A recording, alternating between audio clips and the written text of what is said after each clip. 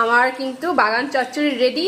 চলো আজকে ফাইনালি তোমাদের পুরো বাগান চচ্চড়ি রেসিপিটা দেবো। তার মধ্যে কি কি লাগছে দেখিয়ে দিই। এখানে পালং শাকটা ভালো করে ধুয়ে নিয়েছি, কপিটাকে আমি ভাপ দিয়ে নিয়েছি, মানে একটু হালকা সিদ্ধ করে নিয়েছি, বেগুন কেটে নিয়েছি, আর এখানে সিম আর হচ্ছে তোমার এখানে বরবটি, এটাকেও ভালো করে একটু ভাপ দিয়ে নিয়েছি, বেশি না অল্প একটু ভাপ দিয়ে নেবে, তাহলে কাঁচা গন্ধটা চলে যাবে।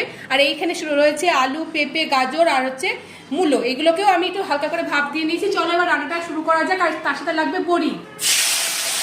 এবার দেখো আমি কড়াইতে তেল দিয়ে দিয়েছি। এবার এর মধ্যে বরবটি আর সিমটাকে একটু ভেজে নিচ্ছি। এটাকে খালি ভেজে তুলে নেব, আর কপিটাকে একটু ভেজে তুলে নেব। চলো ভেজে নিই। এই দেখো সিম আর বরবটিগুলো ভাজা হয়ে গেছে, এইরকম করে ভেজেছি। খুব হালকাও ভাজবো না, খুব বেশিই ভাজবো না। এবার কপিগুলোকে ভেজে নেব।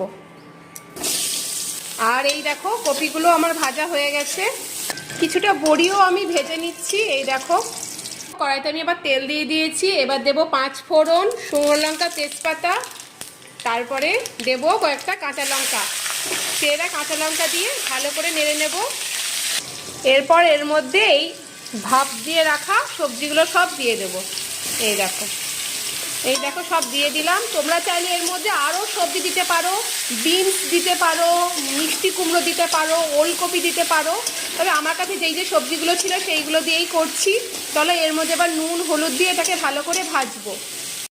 নুন হলুদ দিয়ে এই সবজিগুলো অনেকটাই ভাজা হয়ে গেছে। এবার এর মধ্যে দিয়ে দেবো আমি বেগুনগুলো দিয়ে আরেকটু নাড়াচাড়া করে ভেজে নেব। এই দেখো বেগুনগুলো পরে দিলাম যাতে এগুলো গলে না যায় বেগুনগুলো, সেই জন্য। বেগুন দিয়ে ভালো মতো ভাজা হয়ে গেছে। এবার এর মধ্যে এই পালং শাকগুলো সব দিয়ে দেবো। এই দেখো পালং শাক দিয়ে ভালো করে নেড়ে চেড়ে নিয়েছি। এবার এর মধ্যে দিয়ে দেবো একটু জল, অল্পই জল দেবো, কারণ শাক থেকে অলরেডি অনেকটাই জল বার হবে, সেই জন্যই অল্পই জল দিয়ে এবার এটাকে ভালো করে ঢেকে দেবো। ঢেকে দিলে ভালো মতো এটা সেদ্ধ হয়ে যাবে।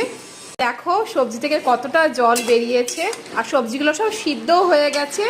এবার আমি এর মধ্যে ভেজে রাখা সমস্ত সবজি সেগুলো সব দিয়ে দেবো এর মধ্যে। এই দেখো এর মধ্যে সব দিয়ে দিলাম। একটু ভালো করে নাড়াচাড়া করে নিয়ে এর মধ্যে একটু মিষ্টি দিতে হবে, একটু চিনি দিতে হবে, আর লবণ টবণ সব তোমাদের স্বাদ মতো দেবে। এটা একটু ভালো করে একটু মিক্সড করে নিই। এবার এর মধ্যে একটু চিনি দিয়ে দিলাম। এই তরকারিতে একটু মিষ্টি না দিলে খেতে ভালো লাগে না। আর এই দেখো আমার কিন্তু বাগান চচ্চড়ির ডান মানে হয়ে গেছে। এখানে সমস্ত জলটাই শুকিয়ে গেছে, দেখতে পাচ্ছ একটুও জল নেই, পুরো শুকনো শুকনো হয়ে গেছে।